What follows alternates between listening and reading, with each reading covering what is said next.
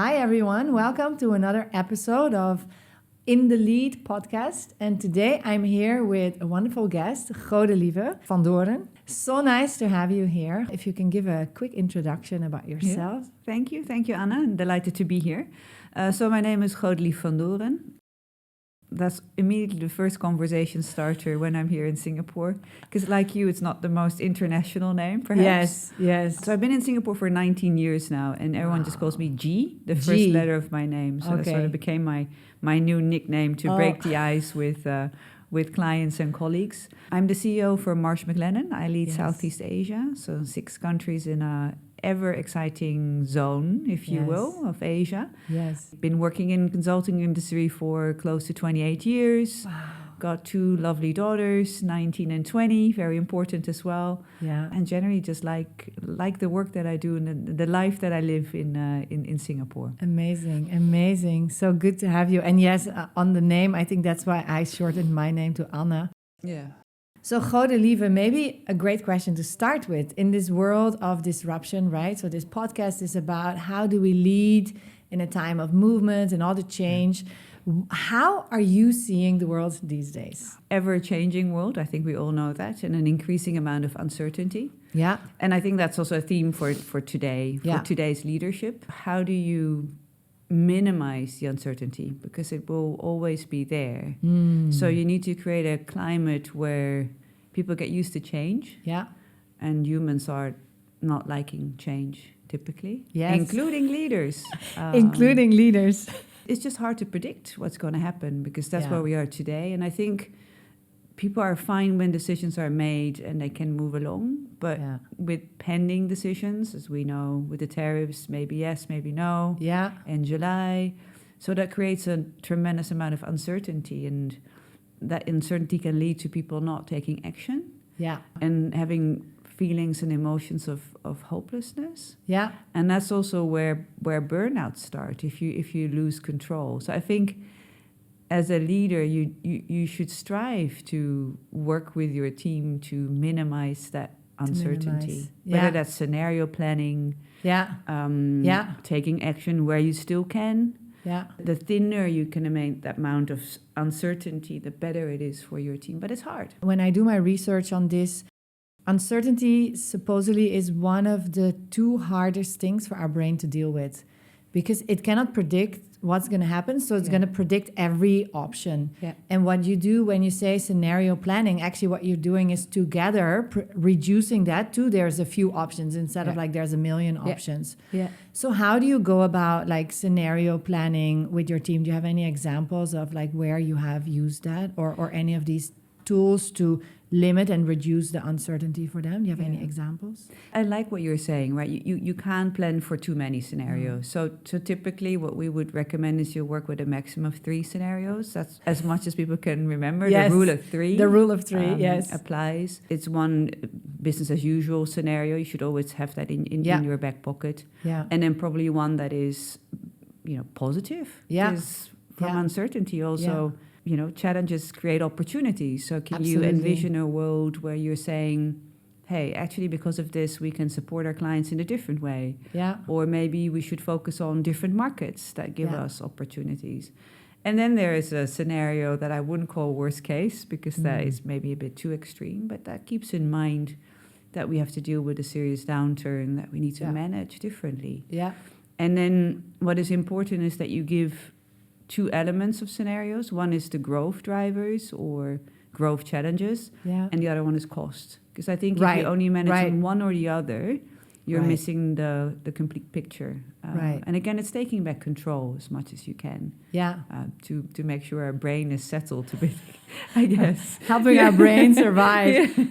Yeah, absolutely. Stephen Covey has, I think in his book, The 7 Habits of Successful Leaders, he speaks about circle of control, circle of influence, and circle of concern. Yeah. And a lot of times we focus on what concerns us, but we have no control over. Yeah. Like, decisions that are made by people so far away from us, we can't even influence, or macroeconomic, or politics, or any of these things. And it sucks up our energy, and we get so distracted, we forget to focus on what's in our control. Yeah. So how do you try to, hold yourself to, okay, this is what's within my reach, and how do you inspire others or encourage others to do that? Yeah. One of the personal traps, and I think bigger trap of leaders, is that the circle of concern is a lot what other people think about you. Ooh, yes. That's a hard one. And it's a hard one. Maybe a wise lesson from my mother, saying like, what other people think of you is their business, not yours. So I think there's some element of truth in there. So how can you lead and move that sort of influence back to, again, what is best for the team and yourself? So again, if you start worrying about what people will think, especially with difficult decisions, of course you keep in mind all the facts and the things you need to do. It's hard for humans to realize that they won't win the popularity contest always, right? So I think taking that back and really look at like what's best for the business, for the people, and be a bit more selfless is probably hard, especially when you're unsure yourself. I like that a lot. I have a lot of questions around this decision making, but I first wanted to say, earlier you said with the scenario planning, sometimes also the positive, that there's also a lot of positivity in this disruption. And I think that gets overlooked easily because there's this fear of change and we're having to say goodbye to things that brought us so far, but are not serving us. So what kind of disruption do you welcome? Like the kind that excites or energizes you if you look at today's world? I've been in Southeast Asia for so long, so there's constant disruption, if you will. And some people thrive on it and some people don't. I think you also have different styles of leadership that are helpful in certain times. I believe I am hired and also paid for a certain amount of disruption or managing that disruption, right? I think that's only fair. I like the type of disruption that really shifts the market in meaningful ways.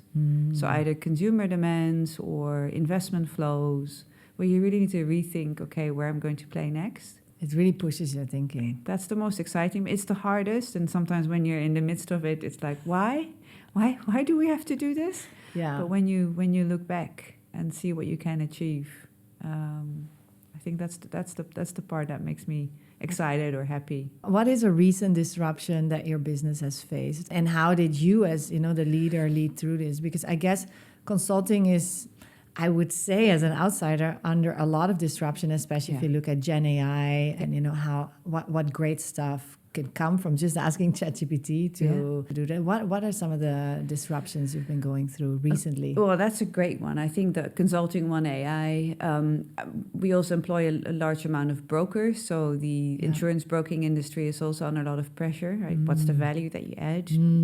Why would I have to use you? Why can't I go directly to an insurer? So I think a lot more needs to be done around insights, data-driven advisory, right? That clients can't get through ChatGPT or whatever. They're using DeepSeek or whatever is available. And it's connecting the dots, because obviously what you should be doing more of, and there are consistently two things that clients tell us whenever I do interviews with our senior clients. I ask, like, what can we do better? What should we be focusing on?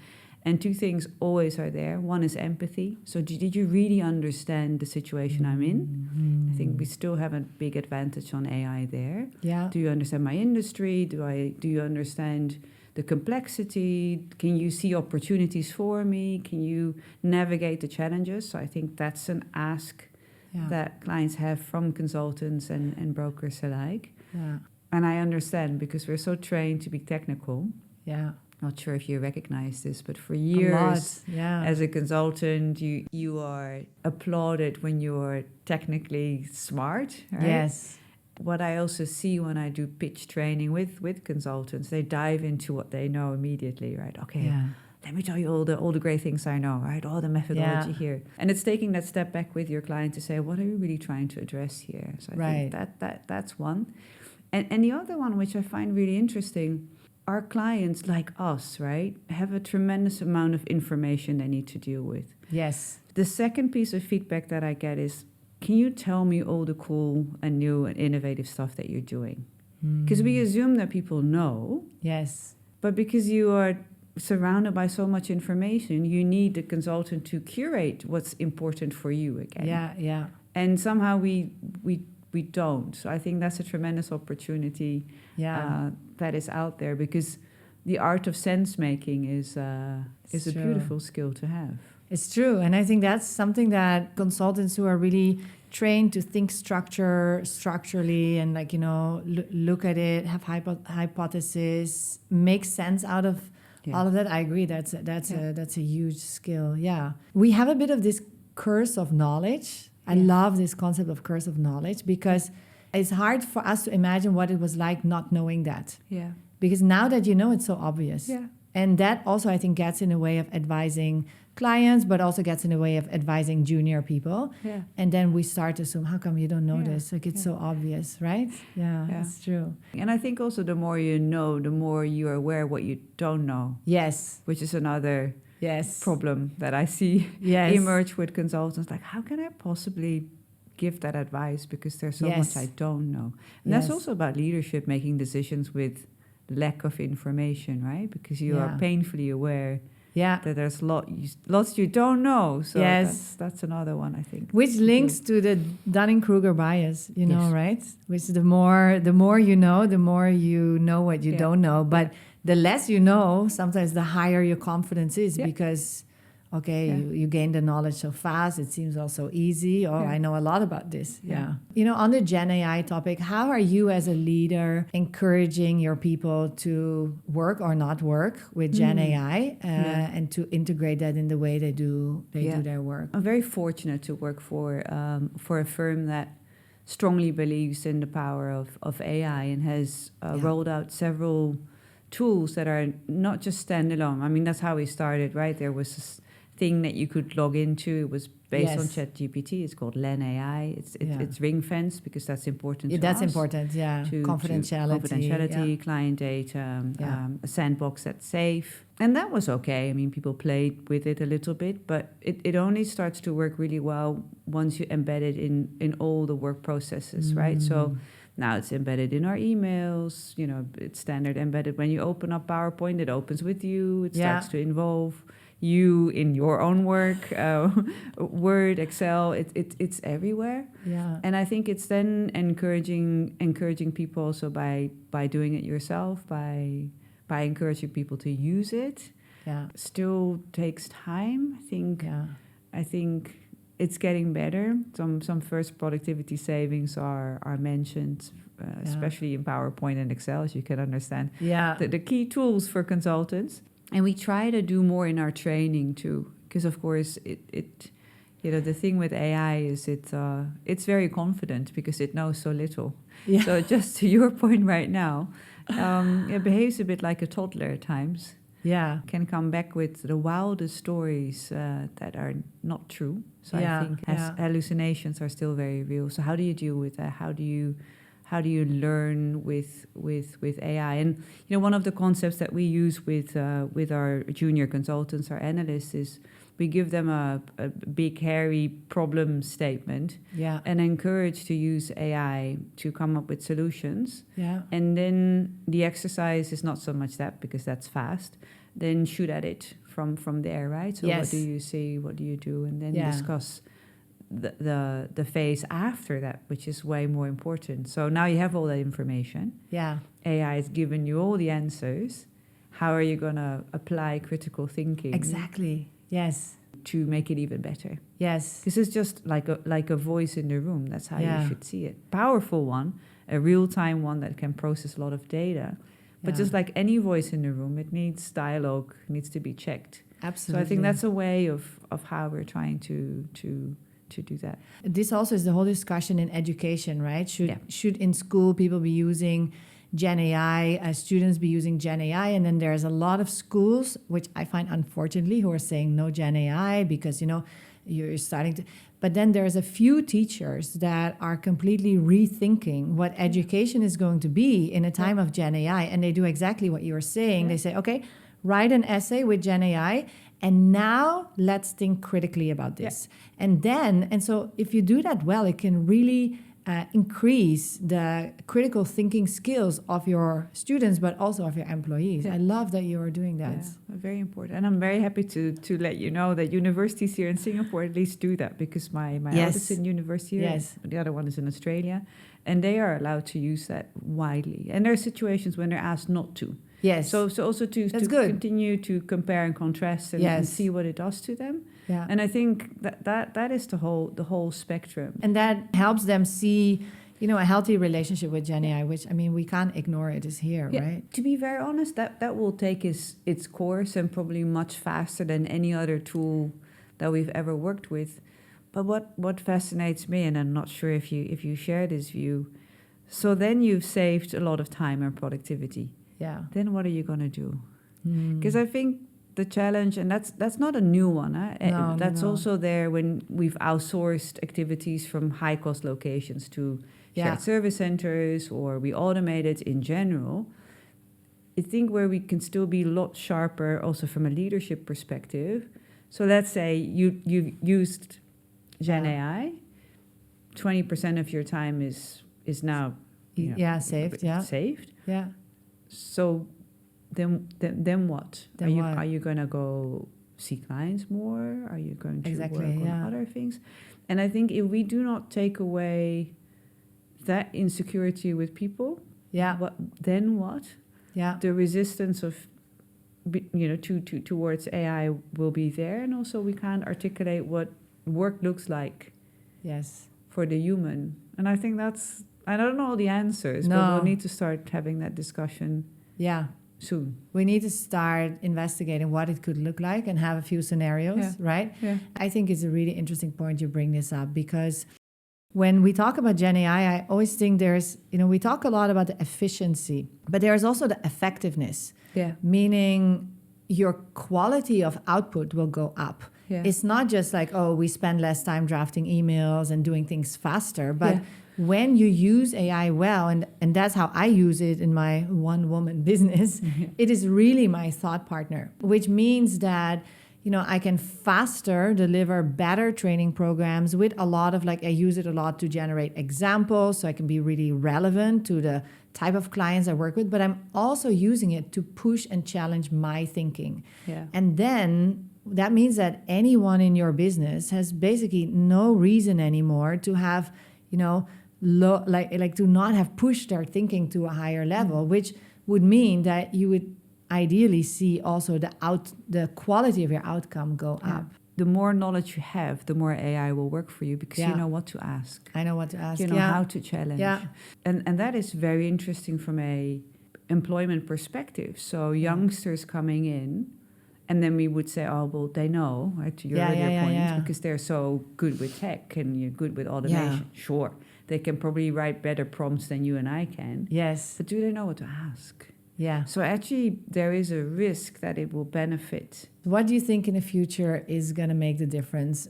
So far, it's been like, you're talented, or, high emotional intelligence, general intelligence, IQ, EQ, versus I like to push sometimes a little bit and say, I think in the future, it's less about your talent, and it is more about how well are you able to work together with something like Gen AI. What's your thought on that? So we talked about the quality of change. Yeah. How adaptable are you? How adaptable are you? This will go so fast. Yeah. And that means so it's prompting, but it is also, and I think prompting, I don't really like that everybody makes so much fuss about how good your prompt is, because I think it is just having a conversation, being able to overcome your own vulnerabilities of opening up, hey, Gen AI, I struggle with this, or talk me through this. And then on top of that is for 20 years or 25 years, we have been, as a society, collectively trained in coming up with a perfect search query in Google. And now we have Gen AI, and it's not Google. Yeah. And so people go into Gen AI with the idea, how do I have a one prompt fits all? And I like to compare this with, it's like your food delivery versus your ride share. Food delivery is transactional. I want to have this, it's delivered, we're done, end of, that's what Google is. Yeah. But now we are embarking on a conversation. We have a goal in mind. We may hit some traffic. We may need a detour. And I think that one of the reasons people struggle using Gen AI is because they are, they need to have a change of perspective. How do you actually use it well? Yeah. What I would like to also introduce in meetings is to just have one Gen AI seat. Yes. So it's not just Gen AI and me, it's Gen AI and the team. Yes. And there's some progressive boards, and then there's this investment company in Hong Kong, and as part of their board, especially the investment committee, one of the seats is no longer human. That's awesome. It's given away to Gen AI. It doesn't have voting rights. I mean, no, that's sure, fine. Get sort of scary ideas around it.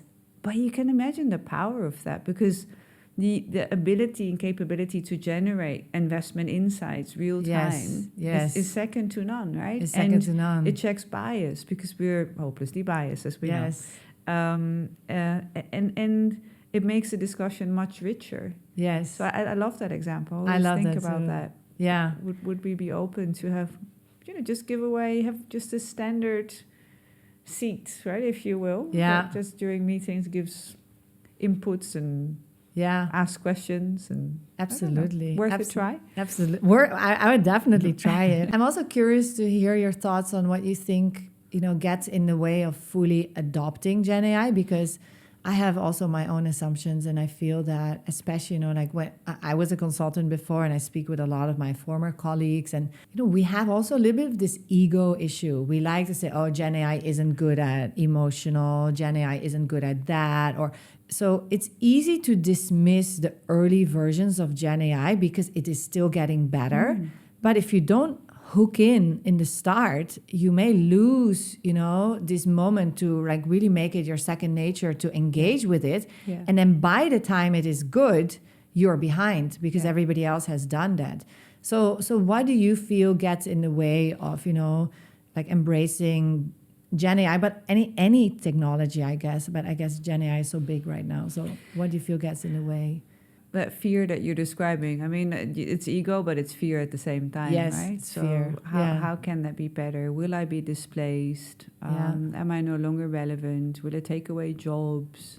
Yeah. My children, so what's their future? I think there are just lots of these concerns that people have. Because it's also the inability of leadership, and that's upon us, and to paint a picture of what it could look like. What it could look like, what does success look like? And that's difficult because we don't know. It's going to go much faster than we can all imagine, I think.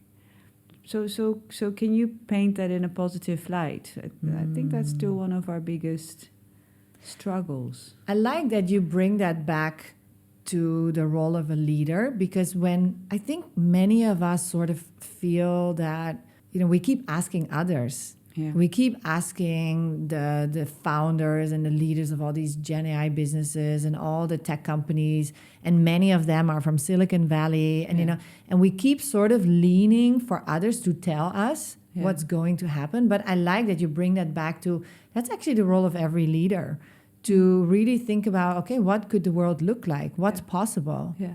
The way that we think about Gen AI is like where we have a process that's just really taking the life out of all of us, right? I mean, it's usually a good starting point. What really impacts our clients in terms of how much it costs, how much time it takes. And there were two very clear examples that came out that I'd love to share with you.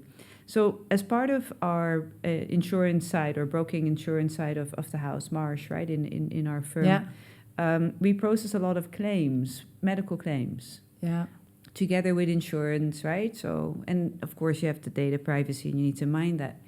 But the experience of an individual is sometimes not so much how much your medical claim limits are, it's how fast you get your money back, right? Yes. So you went to the doctor. Some people have to fork out a lot of their own funds out of pocket. Yeah. You have to submit your claim. You have to wait, and then hopefully you'll get it back soon. And that's an issue. That's a real issue. Yes. So how can we, the adjudication of claims, right? We used to be done manually. Someone literally picks up the claim, looks at it, sees, checks. That's how, and then, you got a bit smarter, you start to scan for things. Right. But what if that's taken away? Because it comes in multiple languages, right? It comes from all over Asia. Yeah. You need to check if the doctor is a real doctor, right? I mean, all these things you need to check. Right. Oh, that makes So what sense. if you can take that away with, doing it in a split second? Oh, that's so Mass interesting. amount of claims. And at the same time, you reduce errors for sure, right? Yeah.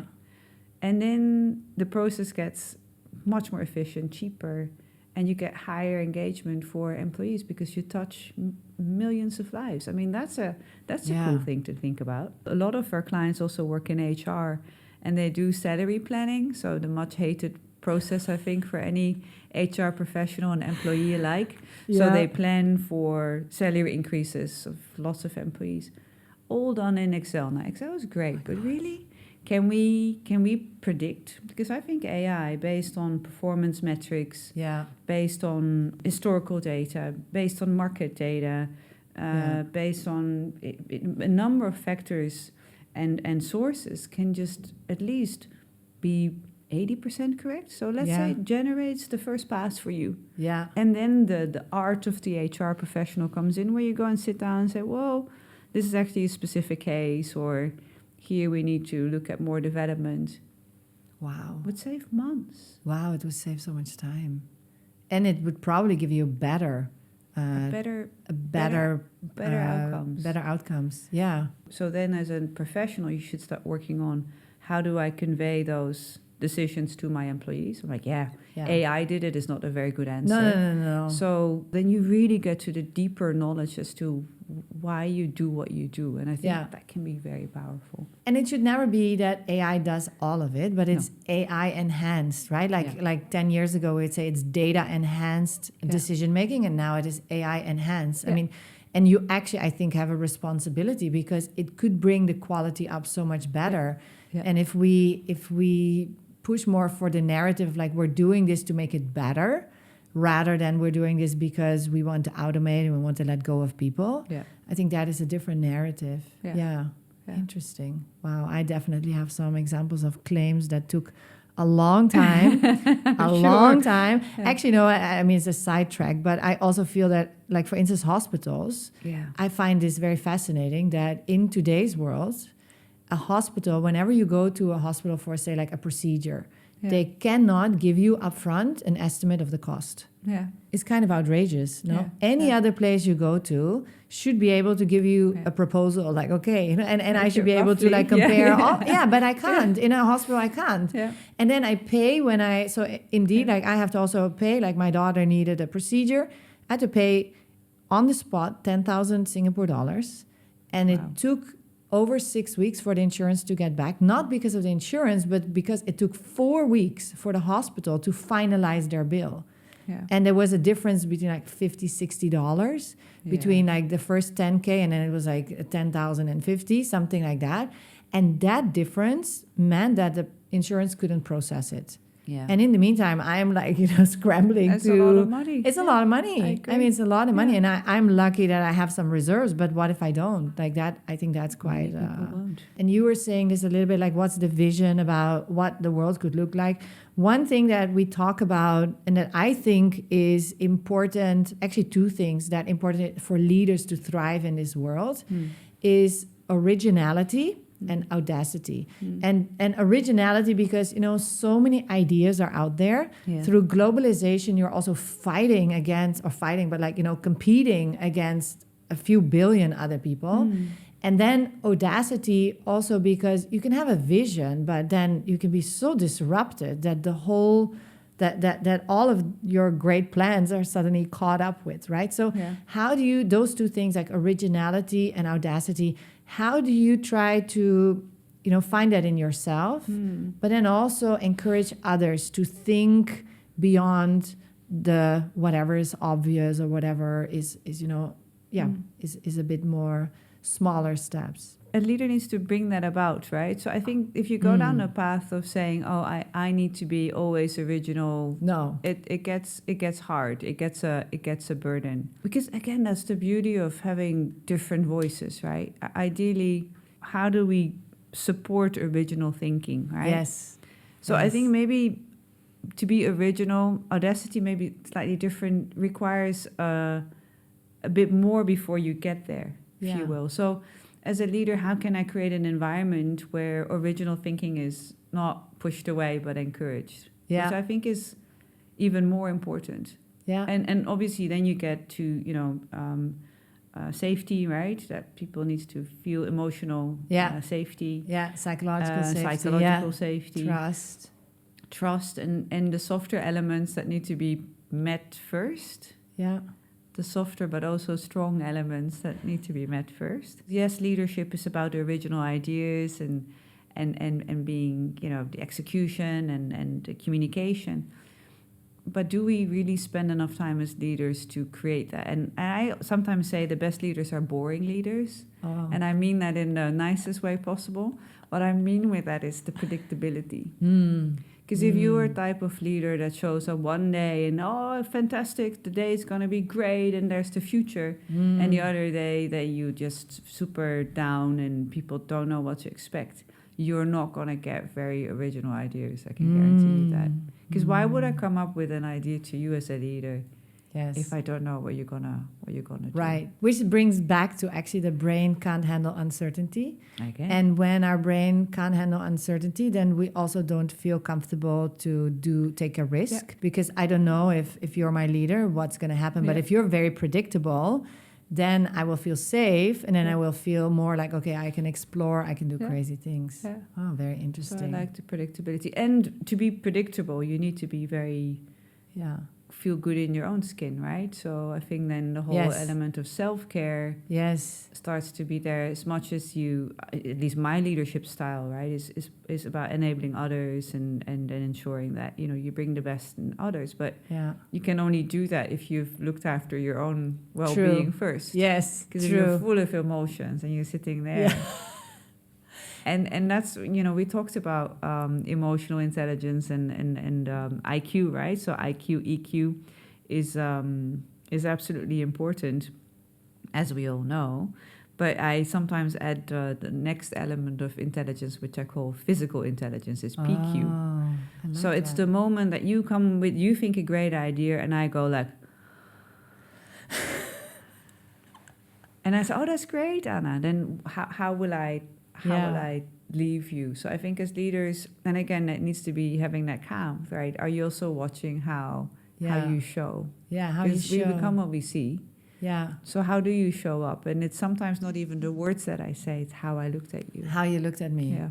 Which is also culturally sensitive and differs across the world. Absolutely. Yeah. So that requires a lot of energy. Yeah. That you need to have. But watch yourself, and I think Zoom makes it, or any tool you use, right, for video conferencing, makes it painfully aware that you're highly visible when you are doing your webinar or when you're having that discussion. Yeah. Like, how do you show up? You could have AI also give you some feedback Probably. afterwards. Yeah, sometimes I do that with colleagues when I see them sitting on town halls or webinars. I type them a little message like, smile, look in the camera. Yeah. It's important. It's important. Yeah. It's important. How I physically feel helps, like it so affects how I show up. Yeah. I mean, if I look at myself as a parent, right, when you are physically exhausted, you get triggered by everything. Yeah. But when you are more rested and you've taken care of yourself, then you can also hold the space for your kids, which I like to draw a lot of parallels between leadership and parenting, because I think I learned so much more about parenting, about leadership when I became a parent. Yeah. And not because I think, as a leader, you have, your people are your kids, but you can see that as a leader, you need to be there to hold this space, right? Yeah. Psychological safety is actually just about, are you able to hold this space and don't get triggered, like control your own triggers, which you need to be rested and taking care of yourself. Yeah. And a lot is how, again, because people watch you more than they listen to you. I think that's something that we need to realize. Yeah. And that's hard, and that requires a lot of thought and energy. Yes. Which is underestimated. I agree. This congruence between how you feel but what you show. Yeah. Debated this a little bit before we started this podcast, right? The mental load, right? So it's about being rested, but also mentally rested, right? Enough, not only physically.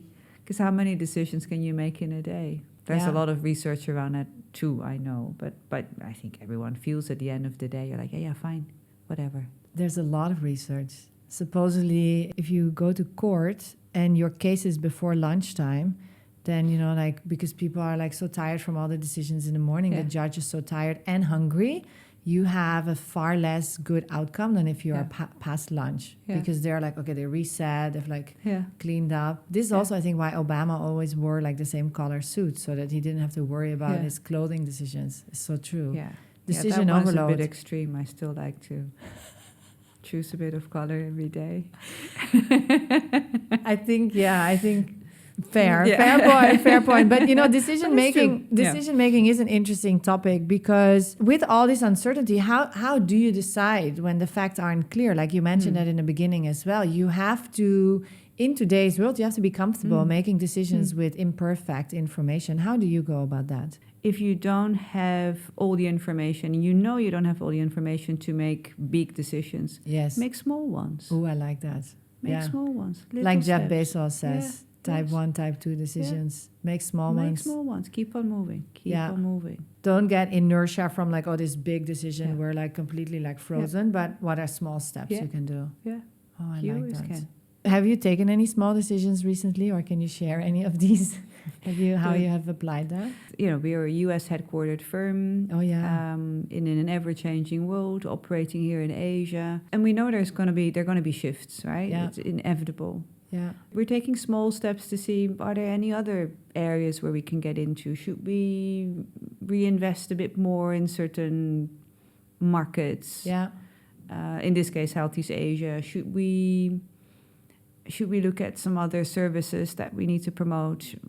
It's about like shifting and discussing that and making small adjustments, having lots more conversations with our clients. Because again, in times of uncertainty, your clients are also uncertain. Yes. And you don't have to come up with anything big again. Just make that phone call. Yeah. Just say, hey, what's on your mind? It almost sounds a bit like experiments, like running experiments. Yeah. And little task forces. Just go back to the basics, and also know that we've had some pretty big shifts before. We've got this, right? We can do hard things, as they say.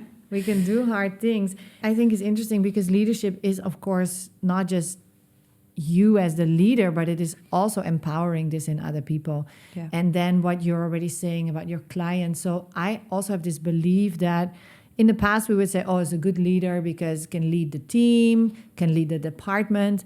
But right now, leadership becomes more and more leading an ecosystem. Yeah. Where the boundaries of your organization are sort of blurring a little bit. You have more freelancers you work with, part-timers, even customers, clients become part of your ecosystem. Yeah. How are you thinking about, stretching that? Because you can't influence those further away with hierarchy, so you have to influence them differently. Yeah. To be honest, most of organizations are matrix now anyway, right? Yeah. So if you don't know how to lead by influence right now, I think you're already in a lot of trouble.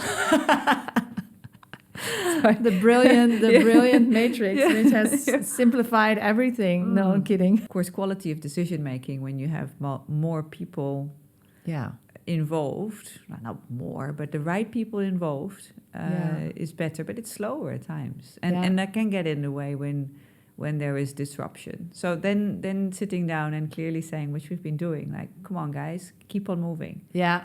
Just small steps.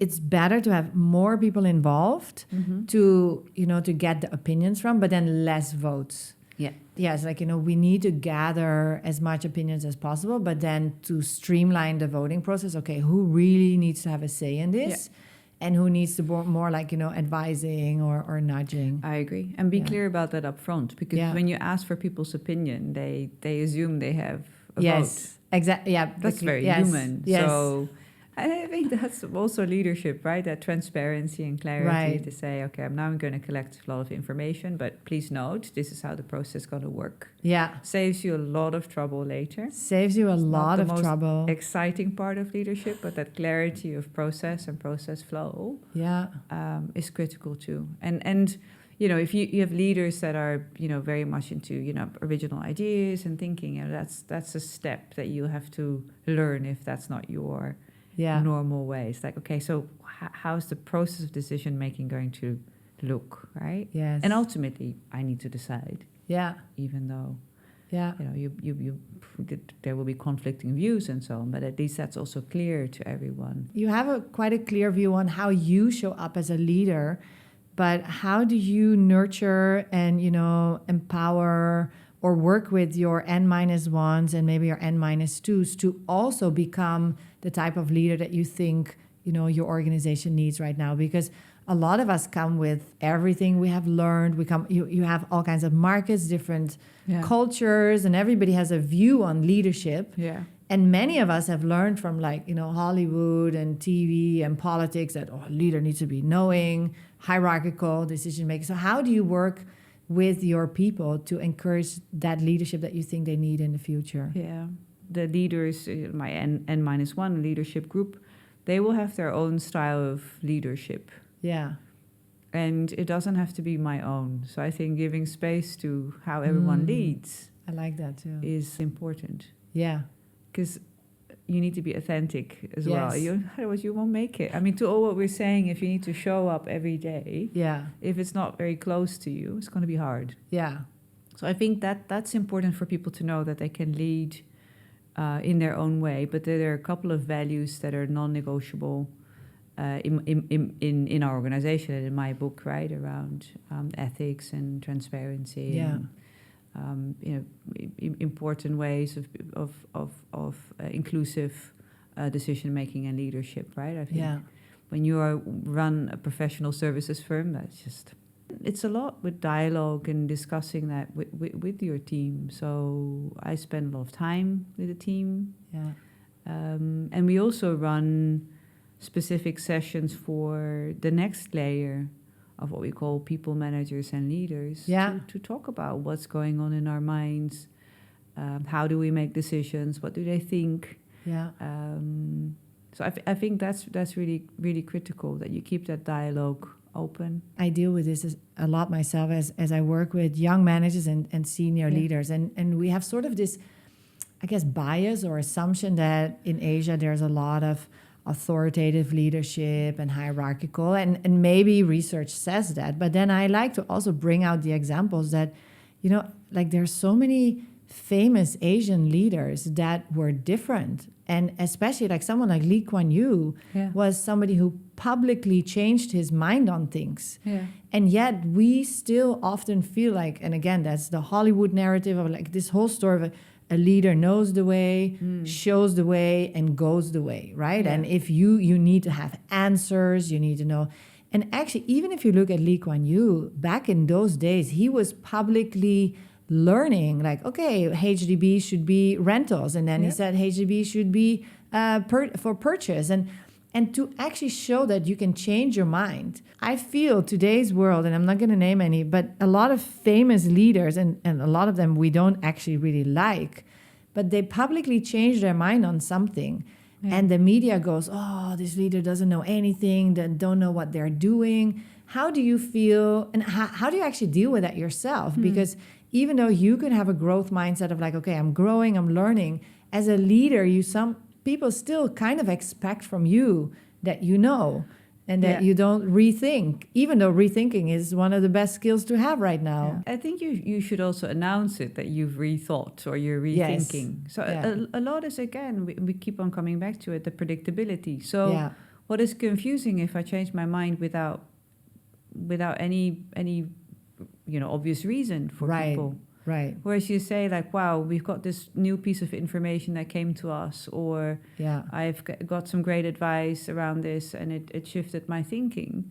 Then you're articulating what you're doing. Again, it's predictable. You may still disagree with me. That's fine. Right. You could even say that. Right. but with this what we have here, Right. we'll need to shift, right? We'll need to stay relevant. So I think people don't always articulate. Again, maybe it's like, you should know, you should understand what I'm trying to do here. Yeah. But that's a bit of a curse of knowledge. Yeah. Have you had any, what is a belief that about leadership or about how you run the business that you feel you have changed or completely changed, radical or not so radical, maybe twisted have you had any of these shifts recently? Yeah, recently, but also over the past years, I talk a lot less. I've really learned to let things just be quiet. I think that's very healthy. It works well for me because I'm not one of these people that immediately makes decisions or has an answer for everything. I'm just not. Right. I need a bit of time to think, Right. to reflect. My dear husband is always so quick to think on his feet, and I admire his style of always knowing a very quick and smart answer. I'm not like that. Yeah. I just need some time. Yeah. And I've learned to say that, Yeah. or to just wait for a while and think, and again announce, I'm thinking about this. Yeah. So I think that just like having to answer now much more often is like, that's good. I'm just gonna pause. I'm gonna think about it. I'll get back to you. Yeah. You can't do that all the time, but when it's important enough, Yeah. people will respect that you take that very seriously and that you may not know. Then you'll have to get back, of course. Yeah. But yeah, I feel much more comfortable with silence. Our workforce is so diverse. There is as many people who can think on their feet as people who need a minute. Yeah. And if their leader shows that it's okay to have a minute and to think about it, and what you said, like you say up front, okay, I am the type of person who needs a minute to think about it. I learned to do that myself because I remember when I was just a consultant in my second project, I was traumatized. I still am a bit traumatized. So I was quite junior on the project. And then we had this client who literally in a meeting full of clients, I was the only one to sit in on a meeting. There's never a good advice to tell somebody to sit in on a meeting who's junior. And I didn't quite know what my role was. And I'm like you, I need a moment to think and reflect. And then towards the end, I will share my thoughts, but I'm not like on it like this. Yeah. And in the middle of the meeting, this guy, he calls me out, why are you sitting there so silent? And you're not contributing anything. And I like for months, I was so scared to go to the office. I would see like, is the guy there? And like, I was so scared of him. And it took me a long time to actually do what you just said, to sit into a meeting, to say, look, I'm here. I am 100% here. I'm taking notes, but I'm organizing my thoughts, and I will share. I won't leave this room without sharing what I think I need to share. Yeah. But it's not gonna look like this, like talk, high-paced, throwing in all kinds of like helpful, smart one-liners. And I think when you own that, then you find also more your authentic leadership style. Yeah. Oh, that must have been a terrible experience. Listening to it, I already feel my heart rate go up. Yeah, because as consultants, like what you were saying about this safety, you're almost never really safe because we're always in a client in somebody else's setting, right? And because of like, I know like we bring a brand, people pay a lot for us, so I felt always under that pressure to deliver up on that. But it's like that. And then when you are silent and you really can listen, then you learn so much. That's true. That's the biggest flaw I have to admit of consultants. They're so busy thinking about the next smart thing they're going to say that they forget to listen. Yeah. It's a classic. It's funny how consulting, we can do a whole new episode on. I shared a few of these topics, Audacity, Originality. There's a few more, but one I like to end with, which has to do with evolution as a leader, which actually is this story is also a little bit like we're growing, we're getting to know each other. And for me, evolution is three things. It's this idea that I'm continuously growing or advancing and getting better, rethinking my beliefs. It is also about being resilient. What you said, like if I've done hard things before, I think I can get through it, but what's really resilience? And then it is about, I guess, something around deeper meaning and being conscious, like what are my values, what are my beliefs, and being really anchored to my purpose. Maybe interesting to hear your view, how you feel you are, what you're doing to continuously evolve as a leader. What are you learning? What have you been learning this month, if anything? How do you see yourself being stretched? I'd love to get your view. Yeah. I went to a beautiful play yesterday in the National Library. It was a very emotional evening because the play was about the Second World War here in Singapore, and it was played by two beautiful young women, one Singaporean, one Japanese, giving their perspective on life, right, from two sides, and made me realize that these perspectives, you need to continue to let them in because they make you grow. Sometimes painful, sometimes it hurts. Yeah, but it means that you're stretched, and your thoughts and what you can envision is stretched. Yeah. And you genuinely can listen to someone else, even though you may not agree with the views. That will make you grow. And you may pick up a thing or two you didn't know. This is so profound. Yeah, because we're not aware the algorithms are really curating the content that we assume to be the truth. Yeah. But it's not the whole truth. Yeah. Fantastic. What a great way to close our conversation. Thank you, Godelieve. Wow. Thank you. Okay, that will keep me thinking for the rest of the day. Thank you. It's been so nice to have you here and to hear your views on leading in a world of disruption. Thank you. Thank you. Lovely being here. Thank you so much. Thank you.